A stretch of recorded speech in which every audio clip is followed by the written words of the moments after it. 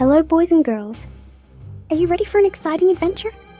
Meet Little Scooter, the amazing toy robot who loves to help his friends.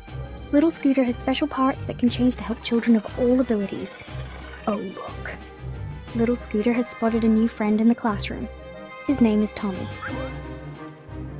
Tommy is working on an assignment, but he seems to be having trouble.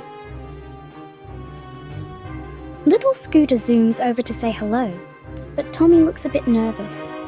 Uh-oh. Little Scooter's loud beeps are too much for Tommy. What will he do? Clever Little Scooter. He's adjusting his volume to be quieter. Now they can talk. Little Scooter learns that Tommy has autism and sometimes finds it hard to understand others. But Little Scooter has an idea. He can use his screen to show pictures that explain things. Tommy seems interested. He's pointing to the pictures on Little Scooter's screen. Look at Little Scooter go! He's using different colors and shapes to help Tommy understand the assignment. Tommy is smiling now. He's starting to feel more comfortable with Little Scooter. Oh my!